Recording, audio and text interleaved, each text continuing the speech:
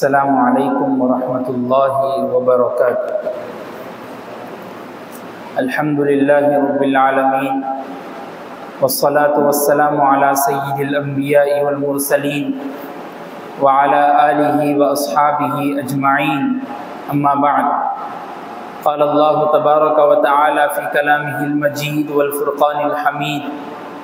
اعوذ باللہ من الشیطان الرجیم، بسم اللہ الرحمن الرحیم۔ وَكَذَلِكَ أَخْذُ رَبِّكَ إِذَا أَخَذَ الْقُرَى وَهِيَ ظَالِمَةٌ إِنَّ أَخْذَهُ أَلِيمٌ شَدِيدٌ إِنَّ فِي ذَلِكَ لَآيَةً لِمَنْ آخِرَةٌ صدق اللہ العظیم۔ قال النبی صلی اللہ علیہ وسلم: وَاتَّقِ دَعْوَةَ الْمَظْلُومِ فَإِنَّهُ لَيْسَ بَيْنَهَا وَبَيْنَ اللَّهِ حِجَابٌ، او کما قال علیہ الصلاۃ والسلام۔ اللہم صل وسلم وبارک علی سیدنا محمد وبارک وسلم۔ اللہم صل وسلم وبارک علی سیدنا محمد وبارک وسلم۔ اللہم صل وسلم وبارک علی سیدنا محمد وبارک وسلم۔ معزز سامعین کرام، محترم بزرگوں اور دوستوں، ایک صالح معاشرے کے وجود کے لیے ناانصافی اور ظلم اور قتل، ان جیسے کئی اور گناہ جو انسان عام سمجھ کر کرتا ہے، اس سے بچنے کی بے حد ضرورت ہے، کیونکہ جب تک ایک فرد صحیح نہیں بنتا تب تک ایک صالح معاشرہ بھی وجود میں نہیں آ سکتا۔ نبی کریم صلی اللہ علیہ وسلم کی دعوت، صحابہ اکرام رضوان اللہ علیہم اجمعین کا اس پر عمل کرنا، اس بات کی دلیل اور اس بات کو ثابت کرتا ہے کہ اصل میں فرد کا صحیح ہونا تو بالکل واجب اور درست ہے، لیکن اس سے زیادہ اہمیت کا درجہ رکھتا ہے صالح معاشرے کا ایک معاشرہ بن کر وجود میں آنا۔ جب تک لوگ آپس میں اتحاد اور اتفاق اور انصاف پسندی کے ساتھ نہیں رہیں گے،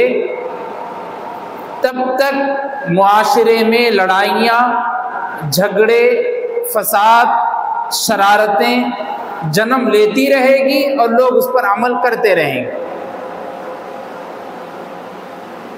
جیسا کہ موجودہ حالات میں دیکھا جا سکتا ہے کہ چاہے وہ سیاسی طریقے سے ظلم و زیادتی ہو یا انفرادی طریقے سے ظلم و زیادتی ہو، چاہے ظلم و زیادتی کی کوئی بھی مثال ہو، اگر کوئی انسان اس میں مبتلا ہے تو یاد رکھنے کی ضرورت ہے کہ اللہ اور اس کے رسول صلی اللہ علیہ وسلم اس سے ناراض ہیں۔ قرآن مجید میں اللہ تبارک و تعالیٰ نے بے شمار مقامات پر ظلم کی مذمت اور ظالموں کے انجام کو بیان کیا۔ سب سے پہلے حضرت آدم علیہ السلام کے دو بیٹے قابیل اور حابیل، جس کا تذکرہ ہم وقتاً فوقتاً سنتے رہتے ہیں کبھی نہ کبھی۔ دو بیٹے قابیل اور حابیل، سب سے بڑا بیٹا قابیل، چھوٹا بیٹا حابیل تھا۔ قابیل نے حابیل کو ہلاک کر دیا۔ یہ سب سے پہلا ظلم تھا ہونے والا دنیا میں، سب سے پہلا ظلم۔ تاریخ میں اور احادیث میں یہ بات بھی ملتی ہے کہ قیامت کے قریب تک جتنے لوگ کسی نہ کسی پر ظلم کریں گے، قتل کریں گے، تو اس کا گناہ قابیل کو بھی پہنچتا رہے گا، اس لیے کہ دنیا میں سب سے پہلی شروعات قابیل نے کی تھی۔ اب جب تک ظلم ہوتے رہے گا دنیا والوں پر، چاہے انسانیت پر ہو، چاہے جاندار پر ہو، غیر جاندار پر ہو، کسی پر بھی ہو، اس کا عذاب، اس کی سختیاں اور قابیل کو بھی پہنچتی رہے گی۔ اب دیکھیے ظالم کا انجام کتنا برا ہوا۔ اور آگے بڑھیں تو حضرت ابراہیم علیہ السلام کے زمانے میں جو بادشاہ نمرود تھا، نمرود کی سلطنت تھی، بادشاہت تھی، اور وہ یہ فقرہ بھی اپنی زبان سے ہمیشہ نکالتے رہتا تھا کہ انا ربکم الاعلی، میں ہوں سب سے بڑا رب۔ اصل میں یہ ساری کارگزاری، یہ ساری جو تم دنیا میں دیکھ بھال چل رہی ہے، دیکھ رہے ہو، یہ سب کچھ میں کر رہا ہوں۔ اللہ کو یہ ناپسند آیا، وہ چھوٹوں پر ظلم کرتا تھا، بڑوں پر ظلم کرتا تھا،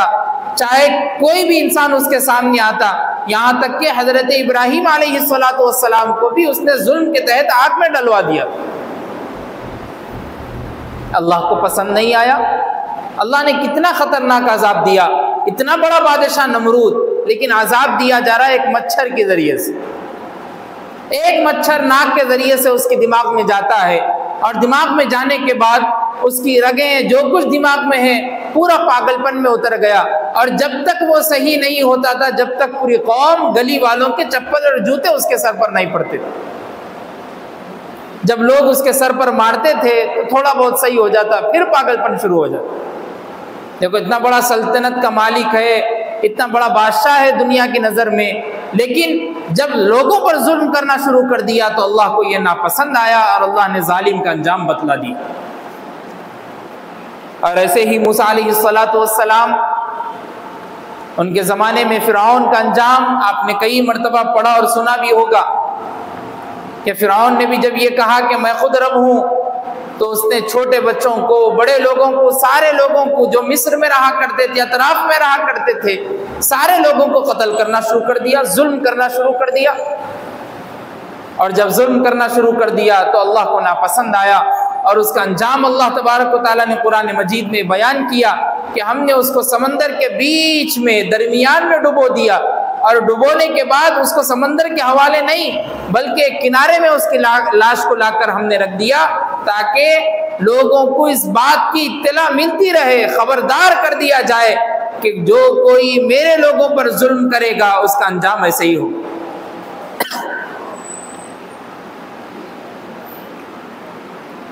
حضرت موسیٰ علیہ السلام نے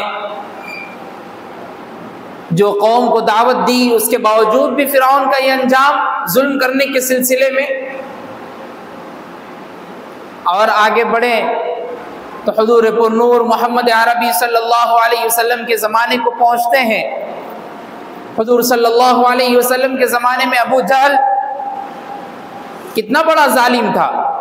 صحابہ پر ظلم کر رہا ہے۔ 13 سالہ مکی زندگی میں حضور پر نور محمد عربی صلی اللہ علیہ وسلم کی تمام کے تمام 13 سال دعوت نبوت کے 13 سال ہے، لیکن ظلم کے پہاڑ صحابہ اور حضور پر نور محمد عربی صلی اللہ علیہ وسلم پر توڑے جا رہے ہیں۔ اب دیکھیے اللہ تبارک و تعالیٰ نے اس کا انجام کتنا برا کیا۔ جنگ احد میں 2 چھوٹے بچوں کے ذریعے سے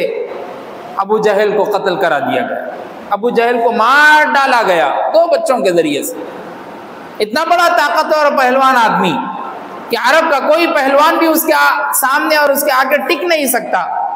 لیکن اللہ تبارک و تعالیٰ نے اس کا انجام اتنا برا کیا کہ 2 چھوٹے بچے جنگ احد میں اس کو مارنا۔ ابو لہب کا انجام ہم پڑھتے ہیں، اتنا ظلم زیادتی ہونے کے بعد بھی اللہ تبارک و تعالیٰ نے جب ابو لہب کا انجام کیا تو ظالمین کو خبر پہنچ گئی کہ اب ہم نہیں بچ سکتے، اسی لیے قرآن مجید میں اللہ نے بیان کیا وَكَذَلِكَ أَخْذُ رَبِّكَ إِذَا أَخَذَ الْقُرَىٰ وَهِيَ ظَالِمَةٌ۔ اللہ تبارک و تعالیٰ کی پکڑ اتنی سخت ہے جب وہ پوری بستی اور پورے قوم کو آ کر پکڑتی ہے تو جب ان کو معلوم ہوگا کہ یہ ہمارے ظلم کا انجام ہے جو ہم کو پکڑا گیا، جکڑا گیا۔ صحابہ اکرام رضوان اللہ علیہ مجمعین ایک مرتبہ نبی کریم صلی اللہ علیہ وسلم کی مجلس میں بیٹھے ہیں، 2-3 بال نبی کریم صلی اللہ علیہ وسلم کے سفید نظر آئے۔ صحابہ نے فرمایا اللہ کے رسول صلی اللہ علیہ وسلم آپ کے سر کے بال سفید نظر آ رہے ہیں، آپ بوڑھے ہو رہے ہیں۔ نبی کریم صلی اللہ علیہ وسلم نے فرمایا سورہ ہود اور ان جیسی سورتوں نے مجھے بوڑھا کر دیا۔ کیا ہے سورہ ہود اور ان جیسی سورتوں میں؟ یہی پچھلے قوموں کو جو عذاب دیا گیا، قوم لوط کو، قوم عاد کو، قوم صالح کو، قوم ہود کو جو عذاب دیا گیا، اسی کا انجام ان صورتوں میں بیان کیا گیا۔ اللہ تبارک و تعالیٰ نے ان صورتوں میں یہ بیان کیا، نبی کریم صلی اللہ علیہ وسلم نے وہ پڑھ کر صحابہ کرام کو یہ سمجھایا کہ ظلم کرنے والوں کا انجام اس سے خطرناک بھی ہو سکتا ہے۔ آپ کو معلوم ہونا چاہیے ظلم کی 3 قسمیں اور 3 شکلیں ہیں۔ ایک ظلم تو وہ ہے جو اللہ کے ساتھ کیا جائے۔ اللہ تبارک و تعالیٰ نے قرآن مجید میں فرمایا الذین آمنوا ولم یلبسوا ایمانہم بظلم اولئک لہم الامن وہم مہتدون۔ اللہ تبارک و تعالیٰ ان لوگوں کو امن و سلامتی دے دیتے ہیں اور ہدایت دے دیتے ہیں جو اللہ تبارک و تعالیٰ کے ساتھ ظلم نہیں کرتا، اپنے ایمان کے ساتھ ظلم نہیں کرتا۔ صحابہ کرام تعجب سے پوچھنے لگے، پریشان ہو گئے کہ بھائی ہمارا ایمان اور اس کے ساتھ تھوڑا بھی ظلم نہ ہو، یہ تو مشکل ہے معلوم ہوتا ہے، اس لیے کہ چھوٹا موٹا کوئی کام کوئی گناہ تو ہم سے ہو جائے گا، اب وہ بھی گناہ نہ ہو، پریشانی والی بات ہے۔ نبی کریم صلی اللہ علیہ وسلم کی خدمت میں حاضر ہوئے اور آ کر عرض کیا اللہ کے رسول صلی اللہ علیہ وسلم یہ آیت اور تھوڑا بھی ظلم نہ ہو، ہم پریشان ہیں۔ اللہ کے رسول صلی اللہ علیہ وسلم نے فرمایا اس آیت کا مطلب یہ نہیں ہے، اس آیت کا مطلب یہاں ظلم سے مراد شرک ہے۔ ان الشرک لظلم عظیم، شرک اللہ کے نزدیک ظلم عظیم ہے، سب سے بڑا ظلم۔ پہلی قسم اللہ کے ساتھ ظلم کرنے سے مراد یہ ہے کہ شرک کرنا۔ اللہ ہر گناہ کو معاف کر سکتے ہیں لیکن شرک کو نہیں۔ ان اللہ لا یغفر ان یشرک بہ ویغفر ما دون ذلک لمن یشاء ومن یشرک باللہ فقد افترى اثما عظیما، کہ اللہ سارے گناہوں کو معاف کر سکتے ہیں لیکن شرک کو کبھی معاف نہیں کر سکتے۔ اللہ کی وحدانیت کے ساتھ کسی اور کو جوڑنا، اللہ کے ساتھ کسی اور کو جوڑنا اور ایک کے ساتھ 2 کو بنانا اللہ کو پسند نہیں۔ اللہ ایک ہے، تنے تنہا ہے، اللہ کو صرف یہی بات پسند ہے، اللہ الصمد لم یلد ولم یولد ولم یکن لہ کفوا احد، اللہ کے جیسا کوئی نہیں، اللہ کے برابر کوئی نہیں، اللہ ایک ہے، وہ تنے تنہا ہے، اس کو کسی نے پیدا نہیں کیا نہ اس نے کسی کو پیدا کیا۔ شرک کی سب سے پہلی قسم یہ ہے کہ اللہ کے ساتھ شرک کرنا۔ دوسری قسم یہ ہے کہ اپنے ساتھ ظلم کرنا۔ اپنے ساتھ ظلم سے مراد کیا ہے؟ اپنے ساتھ ظلم سے مراد یہ ہے کہ اللہ اور اس کے رسول کے احکامات نازل ہونے کے باوجود، فرمان نازل ہونے کے باوجود بھی اس پر عمل نہیں کرنا، یہ دوسرا ظلم ہے۔ اللہ نے حکم دیا 5 وقت نماز پڑھنے کے لیے، بندہ نماز نہیں پڑھ رہا ہے، 2-3 نمازیں دن میں چھوٹ رہی ہے، اب اپنے جسم پر اپنے روح پر ظلم کر رہا ہے۔ اب اس ظلم کی سزا کیا ہے؟ قبر میں مار پڑے گی، دوزخ میں جلایا جائے گا، جنت سے دور کر دیا جائے گا، جنت کی خوشبو بھی میسر نہیں ہوگی، نبی کریم صلی اللہ علیہ وسلم کے سامنے بھی نہیں لایا جائے گا، انبیاء کرام علیہ السلام کے سامنے کھڑا نہیں کیا جائے گا، پل صراط سے نیچے گرا دیا جائے گا۔ یہ سارے اس ظلم کی عذاب اور سختیاں ہیں جو اللہ آگے اس کو دیں گے۔ بندہ اپنے اوپر خود ظلم کیسے کرتا ہے؟ اللہ اور اس کے رسول کے فرمان کے مطابق زندگی عمل پیرا نہیں ہوتی۔ تیسرا ظلم کیا ہے؟ تیسرا ظلم یہ ہے کہ جاندار ہو غیر جاندار ہو اس پر ناانصافی کے ساتھ بات کرنا، ایک جگہ سے ہٹا کر دوسری جگہ رکھ دینا، اور وہ چیز اس جگہ کی ہی ہے جہاں اس کو رکھنا چاہیے تھا لیکن دوسری جگہ رکھی جا رہی ہے، بھی ظلم ہے۔ آپ اندازہ لگائیے حالات حاضرہ میں امت مسلمہ پر، ہندوستان کے مسلمانوں پر سیاسی لیڈروں نے، سیاسی پارٹیوں نے، سیاستدانوں نے جتنا ظلم کیا، جتنی بربریت اپنائی جا رہی ہے، یہ اللہ کے نزدیک سب سے بڑی سختی اور آزمائش ہے جو بندہ مسلمان کو دیا جا رہا ہے کہ بندہ مسلمان اس پر صبر سے کام لے، آزمائش پر صبر سے کام لے، امتحانات پر کامیاب ہو کر بتائے۔ اللہ کے نزدیک ظالمین کا ٹھکانہ بہت بڑا ہے، اللہ کے نزدیک ظالمین کو سخت سزائیں دی جائے گی، اور جب اللہ ظالمین کو پکڑنے پر آئے گا اور آئیں گے ضرور، تو پھر کوئی اس سے بچ کر بھاگ نہیں سکتا۔ اس لیے اللہ کے رسول صلی اللہ علیہ وسلم نے فرمایا واتق دعوت المظلوم، اے لوگو مظلوم کی بد دعا سے بچو، فَإِنَّهُ لَيْسَ بَيْنَهَا وَبَيْنَ اللَّهِ حِجَابٌ، قسم خدا کی اللہ اور اس کے نزدیک اور اللہ اس کے درمیان کوئی پردہ اور کوئی حجاب نہیں رہتا۔ مظلوم جب اللہ سے کوئی دعا کرتا ہے تو اللہ ضرور قبول کر لیتے، کوئی پردے کی ضرورت نہیں۔ اللہ بات کر کے پوچھتے ہیں کہ میرا بندہ مظلوم ہے، اس کے اوپر ظلم کیا جا رہا ہے، میں اس کے ساتھ کھڑا ہوں، چاہے وہ کوئی بھی شخص ہو۔ ایمان والے کی مثال تو بہت آگے کی ہے، اگر ایمان والا بھی نہ ہو تو اللہ اس کی مدد ضرور کریں گے، اس لیے کہ مظلوم کو اللہ نہیں چھوڑ، مظلوم کے ساتھ اللہ ہمیشہ کھڑے رہتے ہیں، کیونکہ ظالم اپنے طاقت کے بلبوتے پر ظلم کرے گا، اپنے مالداری کے بلبوتے پر ظلم کرے گا، اپنی ہوشیاری اور چالاکی کے بلبوتے پر ظلم کرے گا، اپنی اسٹڈی اور نالج کے بلبوتے پر ظلم کرے گا، اپنے علم کے بنیاد پر ظلم کرے گا۔ اللہ تو سارے مالکوں کا مالک ہے، وَفَوْقَ كُلُّ ذِي عِلْمٍ عَلِيمٍ، اگر کوئی جاننے والا ہے تو اس سے بڑا بھی جاننے والا کوئی موجود ہے دنیا میں، تو سوچئے سارا علم کا خزانہ اللہ کے پاس موجود ہے، تو اللہ سے بڑا جاننے والا کون ہو؟ پھر اللہ اس شخص کو بھی نہیں چھوڑتا جو لوگوں پر ظلم کرتا ہے۔ ایک حدیث میں آتا ہے، نبی کریم صلی اللہ علیہ وسلم نے فرمایا، حضرت ابو ہریرہ رضی اللہ عنہ سے مروی ہے، جس نے دوسرے سے کسی کی عزت یا آبرو ریزی کی ہو یا ظلم کیا ہو تو وہ آج دنیا میں اس سے معافی مانگ لے اور اپنی معافی کروا لے، چاہے کسی بھی لائن کسی بھی طریقے سے ہو، کسی پر ظلم کیا، اس کی عزت کے واسطے ظلم کر دیا، اس کے علم کی بنیاد پر اس سے ظلم کر دیا، یا مالداری کی بنیاد پر ظلم کر دیا، تو اس سے دنیا ہی میں معافی مانگ لے، اس دن سے پہلے کہ جس دن وہاں نہ روپیہ ہوگا نہ اشرفی ہوگی، نہ مال ہوگا نہ دولت ہوگا، اس دن سے پہلے معافی مانگنے کی ضرورت ہے۔ اس لیے کہ اللہ کے رسول صلی اللہ علیہ وسلم نے ایک اور حدیث میں فرمایا، الظلم ظلمات یوم القیامہ، یاد رکھو ظلم قیامت کے دن اندھیروں کی صورت میں اٹھایا جائے گا، اور جب جہاں کہیں اندھیرا ہوگا تو لوگ دیکھنے والے نہیں ملیں گے، کسی کو آپ دیکھ نہیں سکیں گے، تو یاد رکھیے جہاں بھی اندھیرا ہوگا قیامت کے دن، یاد رکھ لیجئے وہاں ظالمین کھڑے رہیں گے، ان کو نہ آگے کا راستہ معلوم ہوگا، نہ پیچھے، نہ دائیں نہ بائیں، ایک ہی جگہ پر کھڑے ہیں، اور کہیں گے اللہ سے، اللہ یہاں سے نکال دیجئے، اور جب وہاں سے نکال کر جہنم میں ڈالا جائے گا، جہنم میں تپتے ہوئے انگاروں پر لٹایا جائے گا، تو ظالمین کہیں گے اللہ برداشت نہیں کر سک رہے ہم، یہاں سے نکال دیجئے۔ اللہ ان کو ایک ایسی جگہ پر رکھے گا، سمندر کے کنارے پر، حدیث میں آتا ہے کہ سمندر کے کنارے پر ایک جگہ ان کو دے دی جائے گی، اور وہاں ان کو کیڑے اور ایسے ایسے جانور، ایسے ایسے پرندے ان کے اوپر حائل کر دیے جائیں گے جو ان کو نوچیں گے، ڈسیں گے، ماریں گے، کاٹیں گے،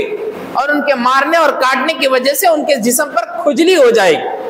اور کھجاتے کھجاتے ان کے جسم کا گوشت ایک ایک عضو سے گرتا جائے گا،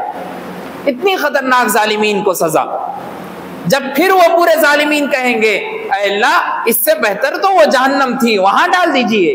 یہ برداشت نہیں کر سکتے۔ معلوم یہ ہوا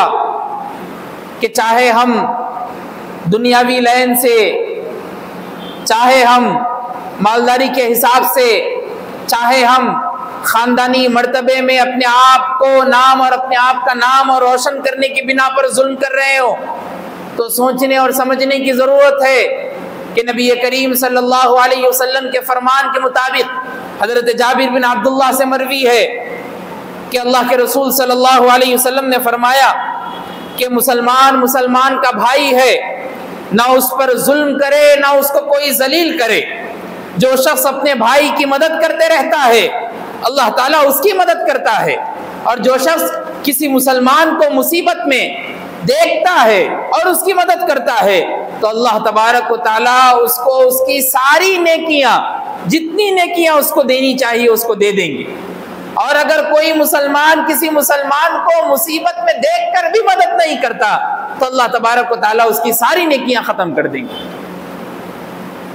کتنے ہمارے اوپر واقعات نہیں ہوتے ہوں گے ہماری نظروں کے سامنے کہ کسی مسلمان بھائی پر، کسی ہمارے سے چھوٹے پر، کسی بڑے پر ظلم کیا جا رہا ہو، پیسوں کے حساب سے یا قرضے کی ادائیگی کے وقت کسی نہ کسی وجہ سے ظلم کیا جا رہا ہو۔ ہمارا کام، ہمارا مشن تو یہ ہے کہ بھائی سیدھا فون نکال لیا جائے، کیمرہ کھولا جائے، ویڈیو نکالا جائے اور بنا لیا جائے اور شیئر کرنے لگ جائے فیس بک اور یوٹیوب پر کہ دیکھو مسلمانوں کو مارا جا رہا ہے، دیکھو ان کے اوپر عذاب ظلم کیا جا رہا ہے، ان کو سختیاں کی جا رہی ہے، اور تم کیا کر رہے ہیں؟ اور ہم تو یہ کر رہے ہیں کہ بھائی فون نکال کے ان کا ویڈیو بنا لیں۔ اللہ کے رسول صلی اللہ علیہ وسلم نے فرمایا جب تم کوئی گناہ کا کام دیکھو تو سب سے پہلا تمہارا کام یہ ہے کہ تمہارے پاس اگر طاقت ہے، استطاعت ہے تو تم جا کر اس کو ہاتھ سے روکو، اگر وہ نہیں کر سکتے تو زبان سے روکو، کچھ بول کے تو دیکھو، شاید رک جائے، اس کا دل ٹھنڈا ہو جائے، دماغ سکون میں ہو جائے، دل نرم ہو جائے۔ اگر وہ بھی نہیں کر سکتے تو اپنے من ہی من، دل ہی دل میں سوچ لو کہ اللہ اس کو ہدایت کا راستہ دے دیجئے، یہ گناہ کے کام سے بچا لیجئے تاکہ وہ بچ جائے، ظالمین میں سے نہ ہو جائے۔ ہمارے مسلمان اور ہمارے مسلم کمیونٹی کا حال یہ ہے، یہ سارا کچھ معلومات ہونے کے باوجود بھی، بیانات سننے کے باوجود بھی، کتابیں پڑھنے کے باوجود بھی ظلم دیکھتے ہیں، اور دیکھ کر ویڈیو میں ریکارڈ کر کے 3 سے 4 مرتبہ اپنے گھر میں اپنے دوستوں کو بتاتے رہتے ہیں کہ آج میں ایک لڑائی دیکھا، معلوم آپ کو، دیکھو یہ لڑائی دیکھو میں کیسا دیکھا۔ یہ ہمارا حال ہے۔ یاد رکھیے قیامت کے دن ظالمین کو جب کھڑا کیا جائے گا تو اس کے ساتھ وہ گواہ بھی ہوں گے جو اس کو دیکھ رہے ہوں گے، وہ گواہ بھی آئیں گے کہ ہم دیکھ رہے تھے اس کو اس وقت جب اس پر ظلم کیا جا رہا تھا۔ کئی واقعات ظالموں کے انجام کے بارے میں کتابوں میں ملتے ہیں۔ ایک شخص کے بارے میں آتا ہے، حافظ ابن حجر رحمہ اللہ نے اس واقعے کو اپنی کتاب میں درج کیا کہ وہ شخص بہت زیادہ طاقتور تھا، پہلوان شخص تھا، اور اس کو بھوک لگی تو اس کو مچھلی کھانے کی سوجی، اور شوق یہ ہوا کہ آج مچھلی کھائیں گے۔ اور جب مچھلی لانے کے لیے سمندر کے قریب پہنچا تو وہاں پر مچھوارا تھا جو ایک مچھلی پکڑ کر لے جا رہا تھا تاکہ اپنے گھر میں اس کی بچیاں اور بیوی اور بچے کھا سکے۔ تو طاقتور آدمی تھا، آیا اور فوراً آ کر اس کے ہاتھ سے مچھلی کھینچ لی، اور مچھلی کھینچی، وہ بار بار کہہ رہا تھا کہ یہ میرے بچوں کا کھانا ہے، یہ میری بیوی کا کھانا ہے، اس کو واپس دے دو تاکہ میں ان کو جا کر کھلا دوں، ان کا پیٹ بھر جائے، میں کئی مشکل اور مصیبت سے مچھلی پکڑا ہوں۔ لیکن وہ اپنے طاقت کے بلبوتے پہ تھا، اس کو دھکا دے دیا اور کہا کہ جاؤ اب مچھلی نہیں ملے گی۔ وہ مچھلی بھی اس کے ہاتھ پر ڈس لی، کاٹ لی یہاں پر، اور کاٹتے وقت اس کو اتنا محسوس نہیں ہوا، وہاں سے فوراً نکل گیا اور نکل کر مچھلی وغیرہ بنا لی اور خوب پیٹ بھر کے کھا لیا۔ کئی دنوں کے بعد وہ جو مچھلی اس کو ماری تھی، یہاں پر کاٹی تھی،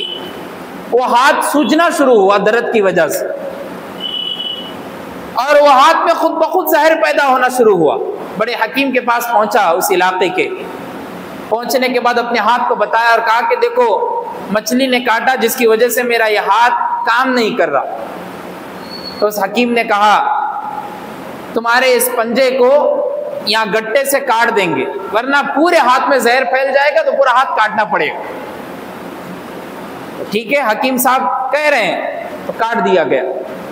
پھر تھوڑے دن گزرے تھے کہ پھر ہاتھ درد ہونا شروع ہوا، پھر حکیم صاحب کے پاس پہنچا، حکیم صاحب نے کہا پھر زہر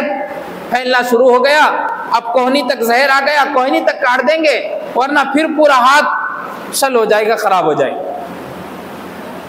ٹھیک ہے، کوہنی تک کاٹ دیں، کاٹ دیا گیا۔ پھر تھوڑے دن گزرے تھے کہ کندھے تک درد شروع ہوا، پھر حکیم صاحب کے پاس پہنچا، حکیم صاحب سے کہا کہ پھر کندھے تک درد ہو رہا ہے۔ حکیم صاحب نے کہا کہ دیکھو ہاتھ کو کاٹ دو ورنہ پھر پورے بدن پر تمہارا زہر پھیل جائے گا، تم زندہ بھی نہیں رہو۔ اس شخص نے یہاں سے اپنا ہاتھ کٹوا دیا۔ پھر تھوڑے دن گزرے تھے کہ وہی کام زہر کے طرح یہ ہاتھ پر پھیلنا شروع ہو۔ پھر اس کے ساتھ بھی وہی کام ہوا، دونوں ہاتھ اور دونوں بازو اس کے ہاتھ بازو سے نکل گیا، اور اتنا طاقتور پہلوان ہونے کے بعد جب ہاتھ ہی نہ رہے تو پھر پہلوان کس کام کا؟ آ کے بستی میں کھڑا رہتا تھا، لوگ اس کو دیکھتے تھے، تعجب کرتے تھے، بولتے تھے کہ ایک زمانے میں پہلوان تھا، نام تھا اس کا۔ ایک اللہ والے اس کے پاس آئے، آ کر کہا یاد کرو کوئی کام تم ایسا کیے ہوں گے جو اللہ کو ناپسند آیا ہو۔ بہت سوچ وچار کے بعد ایک ذہن میں خیال آیا کہ ایک مرتبہ ایک مچھوارے کے پاس سے میں نے زبردستی ظلم کر کے اس کے پاس سے مچھلی لے لی تھی۔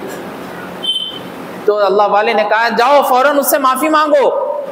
ورنہ یہ زہر پورا تمہارے بدن میں پھیل جائے گا اور تم زندہ بھی نہیں رہو۔ وہ ڈھونڈتے ڈھونڈتے کئی دنوں کے بعد وہ آدمی اس کو ملا، وہ شخص ملنے کے بعد فوراً اس سے کہا کہ دیکھو ایک وقت تھا میں تمہارے سے مچھلی مانگنے کے لیے آیا تھا، لیکن تم نے فلاں یہ کام کہا، لیکن میں ظلم کر کے تمہارے اوپر اپنے طاقت کے بلبوتے پر مچھلی لے کے چلا گیا، اب میرے دونوں بازو چلے گئے، میں تم سے معافی مانگتا ہوں کہ میں نے تمہارے اوپر ظلم کیا تھا، مجھ کو معاف کر دو۔ اس شخص نے کہا میں نے تم کو معاف کر دیا، اپنے دل سے معاف کر دیا۔ تو پہلوان آدمی نے کہا میں تم کو ایک بات پوچھتا ہوں، تم برا تو نہیں مانو گے؟ اس نے کہا ٹھیک ہے پوچھو۔ اس وقت میں جب تمہارے پاس سے مچھلی لیا تھا کیا تم اپنی زبان سے کوئی ایسی بد دعا دیے تھے؟ تو شخص نے کہا ہاں میری زبان سے بد دعا نکلی تھی کہ اللہ یہ طاقت کے بلبوتے پر میرے سے مچھلی چھین کر جا رہا ہے، اللہ اس سے بڑے طاقت والے تو آپ ہیں، آپ کی طاقت بھی ذرا بتائیے اس کو۔ وہ بد دعا میرے منہ سے زبان سے نکلی تھی، اسی کا نتیجہ ہے کہ اللہ نے تمہارے دونوں بازوؤں کو کٹوا دیا۔ دنیا میں کئی واقعات ہم دیکھتے رہتے ہیں کہ ظالمین کا انجام اللہ کے نزدیک بہت سخت ہے، ان کی پکڑ اللہ تبارک و تعالیٰ کر رہتے ہیں۔ ایک اور واقعے میں بات ملتی ہے کہ ظالمین کو جو عذاب دیا جائے گا اور ان کے اوپر جو سختیاں کی جائے گی، اس واقعے کے متعلق ابو نعیم رحمہ اللہ ان کی کتاب الحلیہ ہے، اس میں ذکر کرتے ہیں کہ ایک عبادت گزار شخص تھا، ان کا کسی آدمی کے ساتھ اختلاف تھا، تو انہوں نے آپس میں جھگڑا کیا اور مار لیا اور مارم پیٹ ہو گئی۔ اب ہونے کے بعد جو کمزور اس میں تھا وہ بہت مار کھایا پہلوان آدمی کے بلبوتے پہ، اس نے فوراً اس کو بد دعا دی کہ تم جس ہاتھ سے مجھ کو اتنا مارے ہو میں بد دعا دیتا ہوں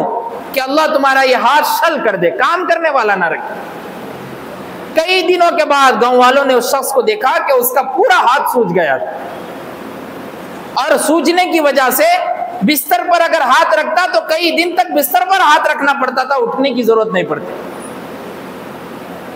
ایسے واقعات ہمارے سامنے ہماری کتابوں میں پیش ہے، اور کئی ظالمین کا انجام اللہ تبارک و تعالیٰ دردناک دیتے ہیں۔ تو یاد رکھیے فلسطین پر جو ظلم ہوا اور جو ہو رہا ہے، مسجد اقصی اور بیت المقدس کو بچانے کے لیے ان فلسطینی ننھے منھے نوجوان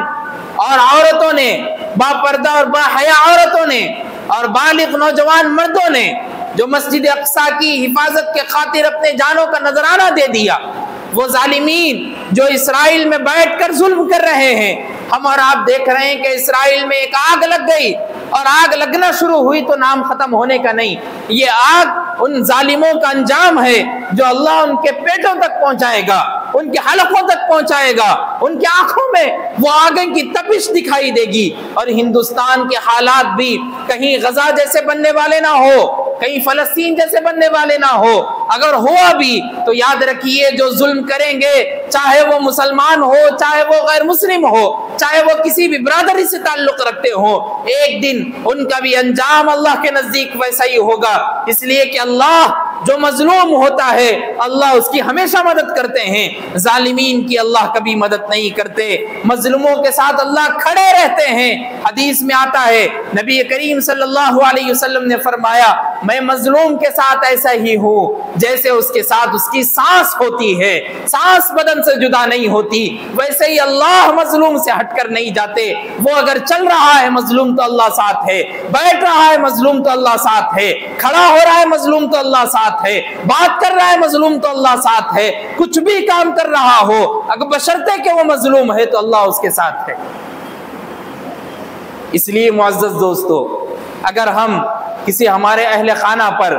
ہمارے رشتہ داروں میں، ہمارے تعلقات میں، ہمارے گلی محلے میں اگر ہم کسی پر ظلم کر رہے ہیں تو باز آنے کی ضرورت ہے،